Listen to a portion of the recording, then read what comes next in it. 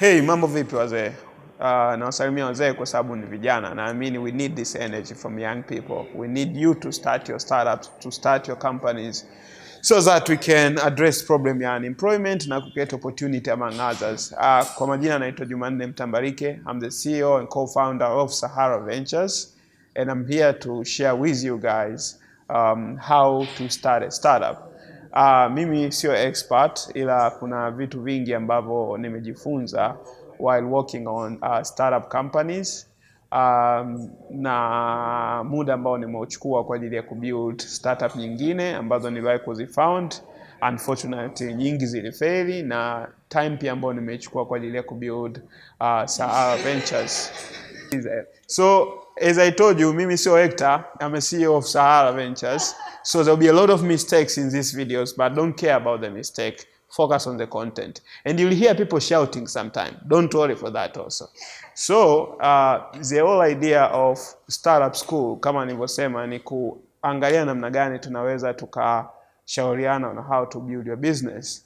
I started this whole startup thing sometime around 2011. That is where I started my first company, Green Tech Technologies. Of course, I started with the company. We went to Dodoma. Cutting long story short, it failed miserably. Came back to Dar, went to work with Kinu, and then eventually Buni, and then Costech. At Costech, we started almost 4 or 5 startup companies.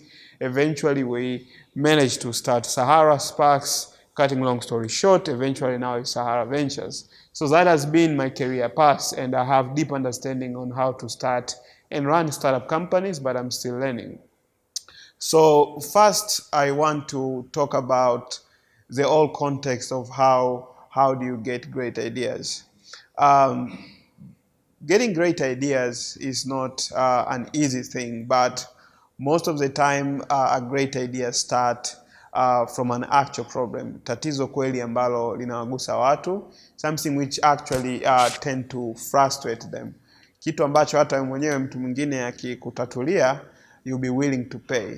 So great ideas zina 3 key component. Kwanza ziko desirable, manake kuna consumer willingness ya kuconsume kile kitu au ile solution ambayo wewe kama innovator, kama mbunifu unaileta kwenye market. Lakini kitu cha pili, all great ideas are feasible, meaning kwamba zina support au zinaweza zikawa implemented kwenye mazingira ambayo upo nayo. Umeona kwa mfano uwezo ukasema sasa hizi bwana nataka nianzishe platform yangu labda ya generate umeme kwa magorofa kuzunguka. Yes, umeme unaweza tukao generate, lakini katika mazingira tulikuwa nayo, is that possible? Is that feasible? Then it becomes not possible. Then it becomes a bit of a challenge. Lakini kitu kingine, all great ideas are viable, meaning that zina chance ya kuwa sustainable. Manake kama tunaangalia from commercial perspective, manake zina business model, kwamba kuna a way kwamba unatengeneza a certain value ambao watu wako tayari kuilipia ile value au kuinkaa cost kwenye ile value forever. Kwa hiyo when you're coming up with an idea, you as a potential startup founder, vitu vya kwanza unabidi focus nacho ni desirability component of your idea. Je, your idea au solution ambayo unakuja nayo kweli kuna consumer willingness, kuna infrastructure ile kuwepo iko tayari kusupport idea yako au wazo lako unakuja nalo. Lakini kitu cha tatu ni viability component, kwamba je umefikiria business model na namna gani hiyo idea au ile wazo unaweza kuwa sustained. Kwa most of the time tunakuja na idea nzuri, lakini maybe haziko practical au hazina business model. But also over time kwenye kupita huko tumejifunza kwamba wewe kama unakuja na wazo lako, among the most important things also kufanya ni kujiuliza haya maswali manne, ambalo swali la kwanza ni what is. What is mainly what is that I'm trying to do? Mimi nataka nifanye nini? Yani ujiulize hiki kitu ambacho najaribu kufanya kweli kina make sense? Je, ninafanya kwa sababu tu ninamzuka nacho? Ninafanya kwa sababu kina trend? Ninafanya kwa sababu watu wanakifanya Silicon Valley au nimekiona kwenye movie? Kwa hiyo what is a very important question. Wewe kama unaanza pale uweze kujiuliza what is that I'm trying to do? Does it make sense?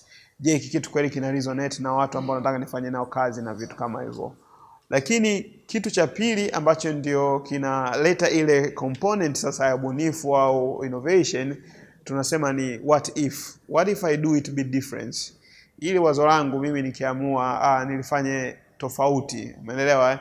Kwa mfano kama ni biashara ya genge na mindset ya watu genge lazima liwe chafu, so maybe you come up with a concept kwa ajili ya kutatua problem ya genge, umeona ukaita smart genge. Kwa hiyo genge fulani hivi, genge safi safi, linafanya delivery, genge liko movable, anayeuza genge yuko branded.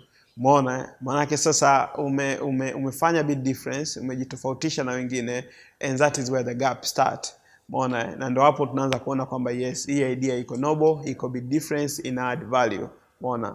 Lakini kitu kingine ambacho ni very very important kwa mazingira yetu, ni lazima uangalie swali moja ambalo ni muhimu sana, what works. Umeona bwana? Kwa sababu genge kweli linaweza likawa ni genge zuri, likawa genge safi, liko well branded na nini na kila kitu kiko poa, lakini maybe bei ni too expensive kwa watu wa kawaida, au maybe unauza matunda ambayo watu hawana interest ya kula, unaelewa? Au maybe setup yako ya sehemu unauzia matunda ni sehemu sio karibu na sehemu ya takataka au nini, so you really have to think what works and what infrastructure and support that you need kwenye vitu ambavyo vinakuzunguka. Lakini mwisho ni what wows. Kila mtu anataka aone wow feature kwenye biashara yako, unaelewa?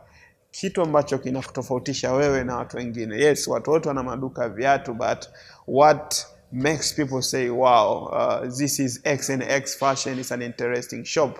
Kwa sababu ana kitu fulani ambacho kinamtofautisha na mtu mwingine. So when you're coming with an idea, you really have to ask yourself this question: what is that I'm trying to do? What if, how I'm going to make myself be different? What works? Hiki kitu ninachotaka kukifanya kwenye mazingira yetu kinaweza kufanya kazi. Na finally ni what wows, ile wow component kwenye biashara yako ambayo inakutofautisha na watu wengine. So that is all about the idea. But as a startup founder, there's something which is very important you have to understand. Idea is not everything. Umeona? Idea ni sehemu tu ya kukufanya wewe uwe na successful business. But in order to move from having a great idea to a business, you need to cross something called the valley of death, shimo la kifo, ambapo most of the startups zinakufa hapo kwa sababu ya changamoto moja au nyingine. Lakini over time what I've learned, vitu ambavyo vitakusaidia wewe ucross valley of death na kukutofautisha. Kama tulivyosema, hii ni wiki ya Startup School. Mnaweza mkaifuatilia kwenye social media #StartupSchoolTZ, lakini vile vile if you wanna ask anything kuhusiana na hiki ninachokifanya sasa hivi, ili darasa nalolitoa leo, you can just ask J4, #AskJ4 on Twitter.